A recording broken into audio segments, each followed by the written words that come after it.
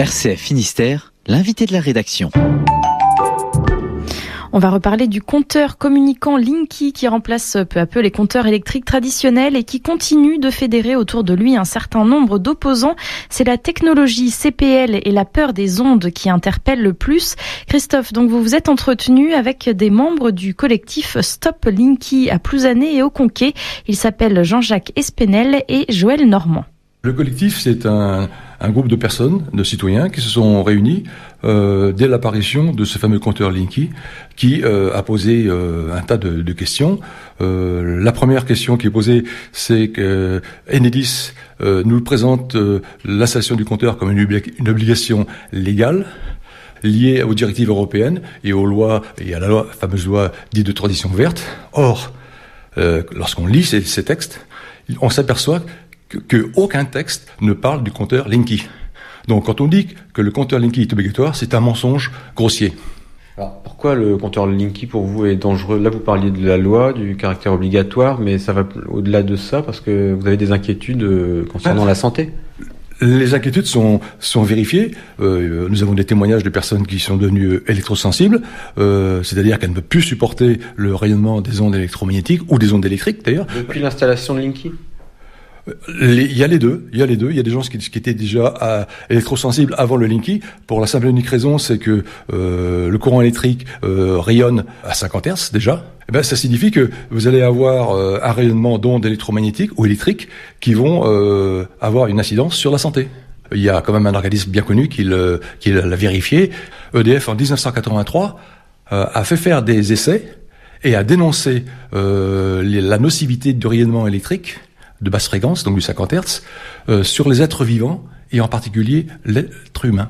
Et ça a quelles conséquences concrètement dans la vie de tous les jours ? C'est quoi être électrosensible ? Ça a quelles conséquences ? Électrosensible, je vais vous parler de mon cas personnel parce que j'ai dormi sur un lit électrique pendant 3 ans et je ne me suis pas aperçu que c'était la cause des problèmes que j'avais. Les problèmes que j'avais, c'était des maux de tête.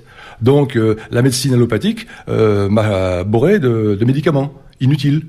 Parce que le jour où j'ai compris que ça pouvait avoir un problème, c'est le jour où je me suis doté d'un outil qui m'a permis de détecter les champs électriques. J'ai constaté que mon lit rayonnait. Du jour au lendemain, en coupant le courant électrique de 50 Hz, à l'époque il n'y avait pas encore le Linky, en coupant le 50 Hz, le lendemain, les maux de tête avaient disparu. Ça, c'était avant le Linky.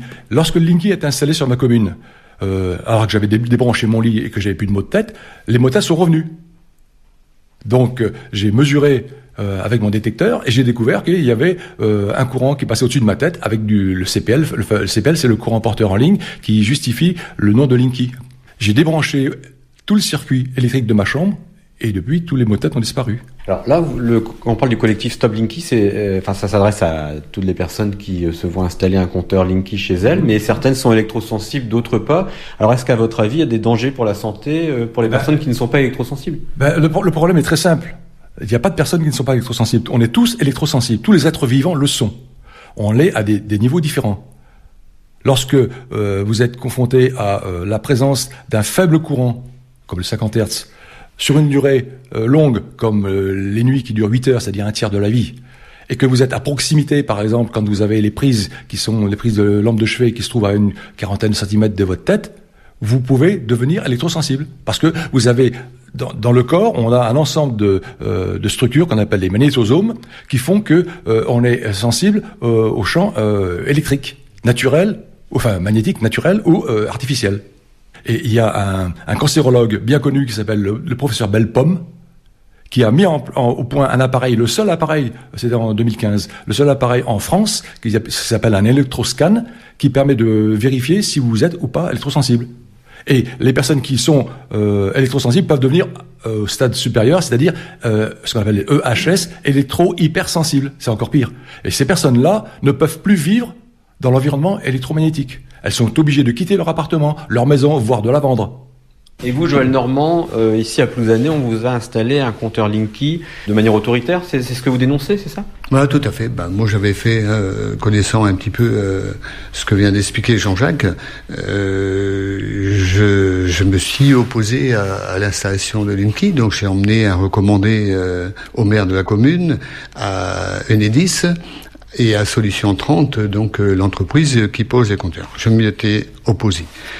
Et comment dirais-je, un jour, le 29 mars, par hasard, j'ai trouvé 2 personnes en face de chez moi et qui me disent: je viens vous installer votre compteur. Donc le compteur, il est installé le long de la route, c'est ça? Mon compteur a un accès direct sur la route. Ça change quoi? Parce que c'est chez vous ou c'est pas chez vous?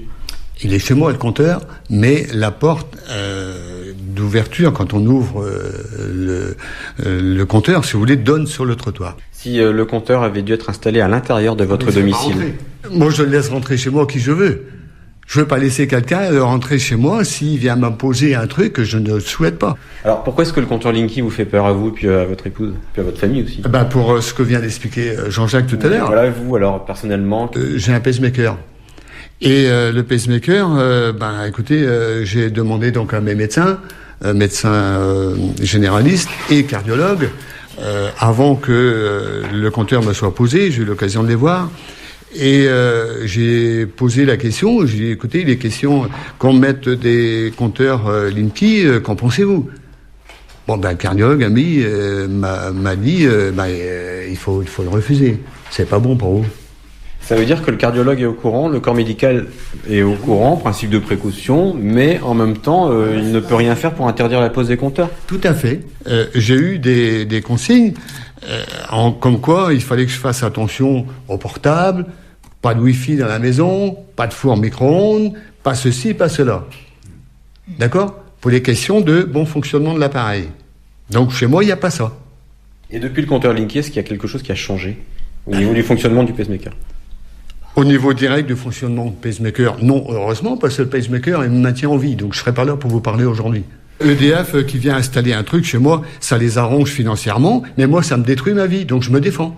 Avant l'installation de ce compteur, je dormais 7-8 heures par nuit. À l'heure actuelle, j'en dors 3-4. Et vous pensez que c'est lié? J'en sais rien, je dors plus de la nuit depuis. Je ne peux pas vous prouver que c'est lié à ça.